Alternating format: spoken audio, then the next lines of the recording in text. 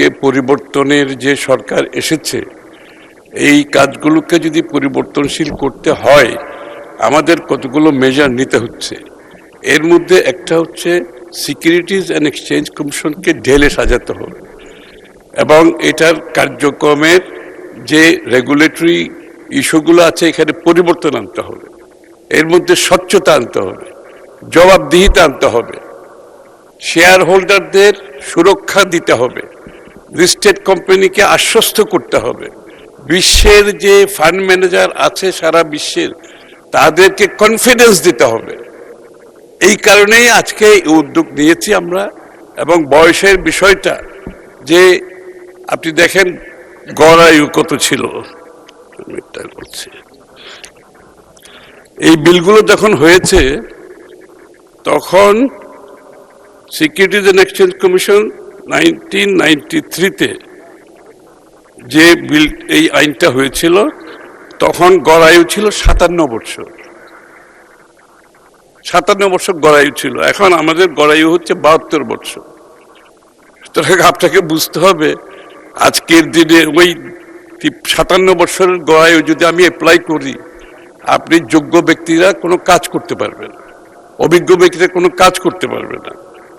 সুতরাং এইসব বিবেচনায় এনে আমরা এখানে সংস্কারগুলো করতে চাইছি, বড় ধরনের সংস্কার করতে হবে। এবং আমি ব্যক্তিগতভাবে এই ক্যাপিটাল মার্কেটের সাথে জড়িত বহু বছর।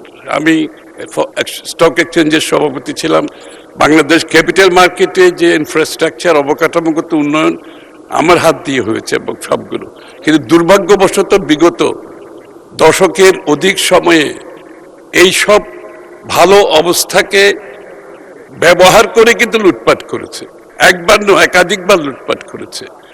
আপনারা লক্ষ্য করবেন বিএনপি সরকারের সময় কোনো সময় শেয়ার বাজার লুটপাটের কোনো সুযোগ ছিল না, ইনশাআল্লাহ এবারও থাকবে না, নিশ্চিতভাবে বলতে পারি। সুতরাং এই পরিবর্তনগুলো আনার জন্য আমি তো শেষ করি না।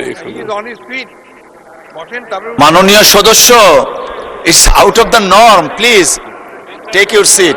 মাননীয় মন্ত্রী আপনি অব্যাহত রাখুন, মাননীয় মন্ত্রী আপনি অব্যাহত রাখুন। আমি একটু ধৈর্য ধরার জন্য অনুরোধ করছি। আমরা তো এই সংসদে সবাই এসেছি জবাবদিহি হওয়ার জন্য, তাই না? বিরোধী দল জবাবদিহি করবে, সরকার জবাব দিতে হবে, জবাবদিহি হতে হবে। এই মন মানসিকতায় কিন্তু আমরা সংসদে এসেছি। তো সুতরাং এখানে অধৈর্য হলে তো চলবে না, একটু ধৈর্য ধরতে হবে, একটু টলারেন্স থাকতে হবে। তো সাথে সাথে এটাও বলছি যে আমরা যেহেতু এই বিলটি এটা পরীক্ষা নিরীক্ষা করেছে, বিশেষ কমিটি পরীক্ষা নিরীক্ষাও করেছে, পরীক্ষা নিরীক্ষা করে এই বিলটি আজকে এখানে এসেছে। সুতরাং এটা যাচাই বাছাইয়ের জন্য আর দেওয়ার প্রয়োজনীয়তা আছে বলে মাননীয় স্পিকার আমি মনে করি।